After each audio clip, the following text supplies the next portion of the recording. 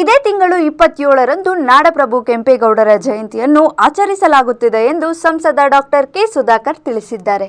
ಈ ಬಾರಿ ಅತ್ಯಂತ ಅದ್ದೂರಿಯಾಗಿ ಆಚರಿಸಬೇಕೆಂಬ ಉದ್ದೇಶದಿಂದ ಪೂರ್ವಭಾವಿ ಪತ್ರಿಕಾಗೋಷ್ಠಿಯನ್ನು ಯಲಹಂಕ ಮಾಧ್ಯಮದ ಕೇಂದ್ರದಲ್ಲಿ ನಿರ್ವಹಿಸಿದ್ದರು. ಈ ಸಂದರ್ಭದಲ್ಲಿ ಅವರು ಮಾಧ್ಯಮಗಳ ಜೊತೆ ಮಾತನಾಡಿದರು. ಜೂನ್ 27ರಂದು ನಾಡಪ್ರಭು ಕೆಂಪೇಗೌಡರ ಹುಟ್ಟುಹಬ್ಬದ ಹಿನ್ನೆಲೆಯಲ್ಲಿ ವಾಕ್ಥಾನ್ ಹಮ್ಮಿಕೊಳ್ಳಲಾಗಿದೆ ಎಂದರು.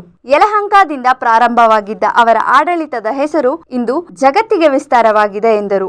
ಬೆಂಗಳೂರು ಇಂದು ಕೇವಲ ನಗರವಾಗಿ ಉಳಿದಿಲ್ಲ, ಜಾಗತಿಕ ನಗರವಾಗಿದೆ ಎಂದು ಹೇಳಿದರು. ಕೆಂಪೇಗೌಡರ ಮೊದಲನೇ ಆಡಳಿತದ ಸ್ಥಳ ಆಗಿದ್ದರಿಂದ ಅವರ ಹುಟ್ಟುಹಬ್ಬವನ್ನು ಇಲ್ಲಿ ಮಾಡಲು ನಿರ್ಧರಿಸಿದ್ದೇವೆ ಎಂದರು. 27ನೇ ತಾರೀಕು ತಮಗೆಲ್ಲ ಕೂಡ ಗೊತ್ತಿದೆ, ನಾಡಪ್ರಭು ಕೆಂಪೇಗೌಡರ ಜಯಂತಿಯಾಗಿದೆ. 1510 ಜೂನ್ 27ನೇ ತಾರೀಕು ಅವರು ಹುಟ್ಟುಹಬ್ಬ. ಯಲಹಂಕ ಕ್ಷೇತ್ರ, ಯಲಹಂಕದಿಂದ ಪ್ರಾರಂಭ ಆದಂಥ ಅವರ ಆಡಳಿತ, ನಾಡಪ್ರಭು ಕೆಂಪೇಗೌಡರ ಆಡಳಿತ ಇವತ್ತು ಇಡೀ ಜಗತ್ತಿಗೆ ವಿಸ್ತಾರ ಆಗಿದೆ. ಬೆಂಗಳೂರು ಇವತ್ತು ಕೇವಲ ಒಂದು ನಗರವಾಗಿ ಉಳಿದಿಲ್ಲ, ಇದು ಜಾಗತಿಕ ನಗರ ಆಗಿದೆ, ಅಂತಾರಾಷ್ಟ್ರೀಯ ನಗರ ಆಗಿದೆ. ಇದು ನಾಡಪ್ರಭು ಕೆಂಪೇಗೌಡರ ಆಡಳಿತದ ಮೊದಲನೇ ಹೆಜ್ಜೆ, ಮೊದಲನೇ ಸ್ಥಳ ಅದು ಯಲಹಂಕದಿಂದ ಪ್ರಾರಂಭ ಮಾಡಿ. ಯಾಕೆ ನಾವು ಯಲಹಂಕದಲ್ಲಿ ಈ ಒಂದು ವಾಕಥಾನ್, ಕೆಂಪೇಗೌಡ ಜಯಂತಿ ಪ್ರಯುಕ್ತ ಯಲಹಂಕದಲ್ಲಿ ವಾಕಥಾನ್ ಮತ್ತು ಮಾನ್ಯ ನರೇಂದ್ರ ಮೋದಿಯವರು ನಮ್ಮ ದೇಶದ ಪ್ರಧಾನಮಂತ್ರಿಗಳ ಒಂದು ಸಂಕಲ್ಪ ಫಿಟ್ ಇಂಡಿಯಾ, ಇದನ್ನು ನಾವು ವಿಚಾರ ಮಾಡಿ ನಾಡಪ್ರಭುಗಳಿಗಾಗಿ ನಮ್ಮ ನಡಿಗೆ ಅಂತೇಳಿ, ನಾಡಪ್ರಭುಗಳಿಗಾಗಿ ನಡಿಗೆ ಅಂತೇಳಿ ಮತ್ತು ಫಿಟ್ ಇಂಡಿಯಾ, ಮಾನ್ಯ ನರೇಂದ್ರ ಮೋದಿಜಿಯವರ ಸಂಕಲ್ಪ, ನಮ್ಮ ಯುವಕರು ಒಂದು ಆರೋಗ್ಯಯುಕ್ತ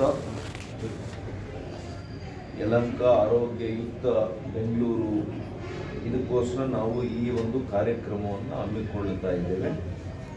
ಇದರಲ್ಲಿ ಅನೇಕ ಯುವ ಮಿತ್ರರು, ವಿದ್ಯಾರ್ಥಿಗಳು, ಹಿರಿಯ ನಾಗರಿಕರು, ಮಹಿಳೆಯರು, ರೈತ ಹೋರಾಟಗಾರರು, ರೈತರು, ಎಲ್ಲ ವರ್ಗದ ಜನರು ಕೂಡ ಇದರಲ್ಲಿ ಪಾಲ್ಗೊಳ್ಳಬೇಕು ಅಂತೇಳಿ ನಾನು ಕಳಕಳಿಯ ಮನವಿಯನ್ನು ಮಾಡ್ತೇನೆ. ಒಂದು ಒಳ್ಳೆಯ ಟೀ ಶರ್ಟ್, ಕೆಂಪೇಗೌಡರ ಭಾವಚಿತ್ರ ಏನೆಲ್ಲ ಇರಬೇಕು ಮತ್ತು ಫಿಟ್ ಇಂಡಿಯಾ, ಮಾನ್ಯ ನರೇಂದ್ರ ಮೋದಿಜಿಯವರ ಭಾವಚಿತ್ರ, ಫಿಟ್ ಇಂಡಿಯಾ, ಇವೆರಡರ ಸಮಾಗಮ.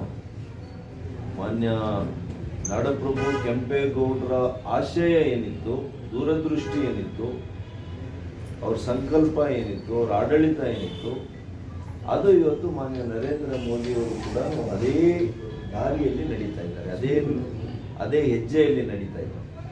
ಹಾಗಾಗಿ ಇವರಿಬ್ಬರ ಆಲೋಚನೆಯ ಸಮಾಗಮ, ಇದರ ಬೆಸುಗೆ ಅಂತ ನಾನು ಕರೀಲಿಕ್ಕೆ ಇಷ್ಟಪಡ್ತೇನೆ. 7 ಗಂಟೆಗೆ ಪ್ರಾರಂಭ, ನ್ಯೂ ಟೌನ್ ಕ್ಲಬ್ ಮಾರ್ಗವಾಗಿ, ನ್ಯೂ ಟೌನ್ ಅಲ್ಲೆಲ್ಲ ಅಸೆಂಬಲ್ ಆಗೋದು ಫಸ್ಟ್ 7 ಗಂಟೆಗೆ. ನ್ಯೂ ಟೌನ್ ಕ್ಲಬ್ ಮಾರ್ಗವಾಗಿ, ಅಲ್ಲಿಂದ ಶರಾವತಿ ಮಾರ್ಗವಾಗಿ, ಮತ್ತೆ ಬೊಮ್ಮಸಂದ್ರ ಸರ್ಕಲ್ ಅಲ್ಲಿಗೆ ಬಂದು, ಅಲ್ಲಿಂದ ಮತ್ತೆ ನ್ಯೂ ಟೌನ್ ಬಸ್ ನಿಲ್ದಾಣ ಅಲ್ಲಿಗೆ ತೆರಳಿ, ಅಲ್ಲಿಂದ ನಮ್ಮ ವೀರ ಸಾವರ್ಕರ್ ಅವರ ಮೇಲ್ಸೇತುವೆ ಮಾರ್ಗವಾಗಿ, ಮತ್ತೆ ಮೇಜರ್ ಸಂದೀಪ್ ಉನ್ನಿಕೃಷ್ಣನ್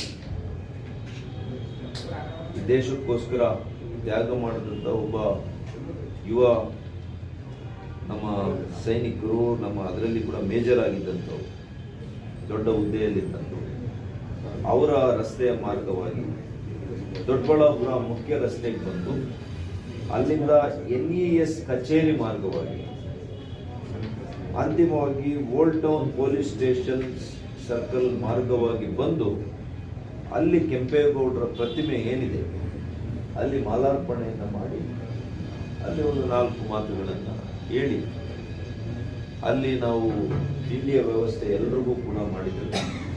ಎಲ್ಲರೂ ಕೂಡ ಅಲ್ಲಿ ತಿಂಡಿಯನ್ನು ಮಾಡಿ ಎಲ್ಲ ವಿಷಯಗಳನ್ನು ಹಂಚಿಕೊಂಡು ಅಲ್ಲಿಂದ ತೆರಳುವಂಥದ್ದು ಅಂತೇಳಿ ಇದೊಂದು ವಿನೂತನವಾಗಿರ್ತಕ್ಕಂಥ ನಾಡಪ್ರಭುರವರಿಗೆ ಕೆಂಪೇಗೌಡರು ಇವತ್ತು ಯಲಹಂಕ ಇಷ್ಟು ಗಾತ್ರದಲ್ಲಿ ಬೆಳೆದಿದೆ, ಬೆಂಗಳೂರು ಇಷ್ಟು ಗಾತ್ರದಲ್ಲಿ ಬೆಳೆದಿದೆ, ಅವರು ಅದಕ್ಕೆ ಪ್ರಮುಖ ಕಾರಣ ಆಗಿರೋದ್ರಿಂದ ಅವರಿಗೆ ನಮ್ಮಿಂದ ಒಂದು ರೀತಿಯಲ್ಲಿ ಅವರಿಗೆ ಕೃತಜ್ಞತಾ